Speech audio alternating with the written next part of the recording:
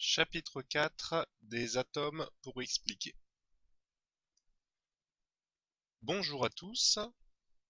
Dans ce nouveau cours, nous allons tenter d'expliquer de quoi est faite la matière.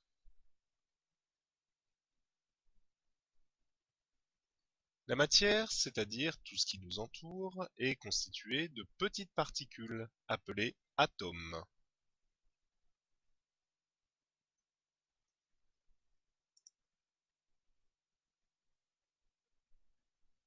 Ces particules, les atomes, sont très petites, si petites qu'on ne peut les observer à l'œil nu.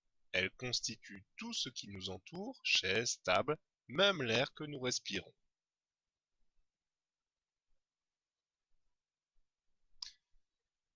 Sur ce tableau appelé classification périodique, on retrouve l'intégralité des éléments que l'on peut retrouver sur Terre.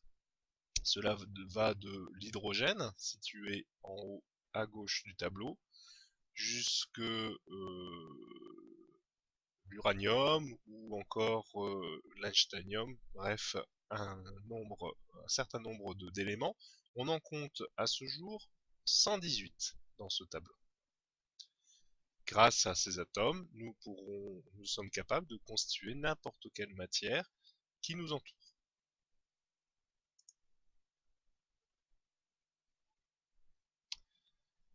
De l'atome à la molécule.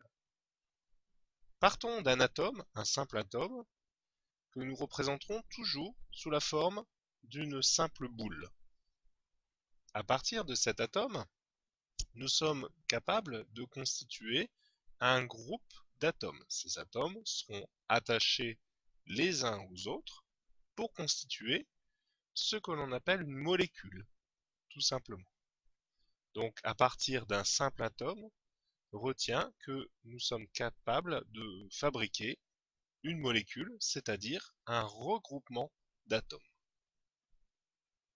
Grâce à ce regroupement d'atomes, grâce à ces molécules, nous sommes capables de fabriquer donc n'importe quel élément qui nous entoure.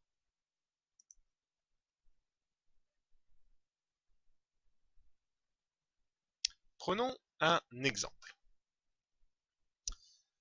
Prenons deux atomes d'hydrogène, représentés ici par deux boules blanches, et un atome d'oxygène. Ces atomes n'aiment pas rester seuls dans la nature et vont se regrouper sous la forme d'une molécule, comme on vient de le voir, et cette molécule sera donc l'association d'une boule rouge et de deux boules blanches, à savoir d'un atome d'oxygène et de deux atomes d'hydrogène, pour former une des molécules les plus connues, c'est la molécule d'eau, appelée aussi H2O.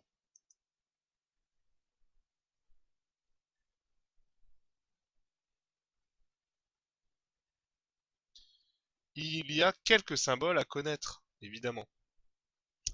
Prenons dans un premier temps l'hydrogène, représenté par une boule blanche. C'est un code couleur, cela ne correspond pas évidemment à la réalité. C'est-à-dire que les atomes d'hydrogène que nous retrouvons dans l'eau, sur nous-mêmes,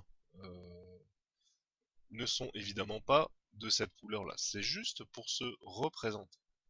L'hydrogène sera représenté aussi par un symbole, et ce symbole, tout simplement, est la lettre H majuscule. Pour l'oxygène, il en est de même, on le représentera par une boule rouge. Le symbole de l'oxygène, c'est O. Et enfin, le carbone, symbolisé par une boule noire, et dont le symbole manuscrit sera la lettre C majuscule. En quatrième, tu dois connaître ces trois atomes-là.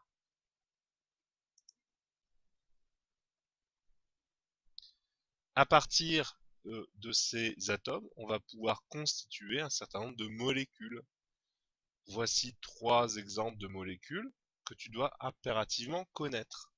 La molécule d'eau qu'on vient de voir, constituée d'un atome d'oxygène et de deux atomes d'hydrogène, c'est donc bien la molécule d'eau qui s'écrira sous la forme H2O. Alors que signifie le 2? Cela signifie évidemment que nous sommes en présence de deux atomes d'hydrogène. À côté du O, évidemment, aucun chiffre n'est indiqué parce que par défaut, si on a écrit O, c'est que forcément il y en a au moins un. Pour le dioxygène, il en est de même. D'ailleurs, on reconnaît la racine di qui signifie 2. Donc, ce n'est pas étonnant de retrouver deux atomes d'oxygène, c'est-à-dire les deux boules rouges constitutives de cette molécule. Enfin, on va terminer avec le dioxyde de carbone. Donc, deux formules CO2. C pour indiquer qu'il y a un atome de carbone et 2 pour indiquer qu'il y a deux atomes d'oxygène. Nous remarquons d'ailleurs la géométrie particulière de cette molécule qui, à l'inverse de la molécule d'eau qui forme, elle, un angle de 109 degrés précisément, mais ça tu ne dois pas le savoir, ici les molécules, enfin les atomes, sont alignés, hein, suivant une simple ligne. Trois molécules que tu dois donc connaître. Mais il existe évidemment beaucoup d'autres molécules, toutes issues de l'association d'un atome avec d'autres.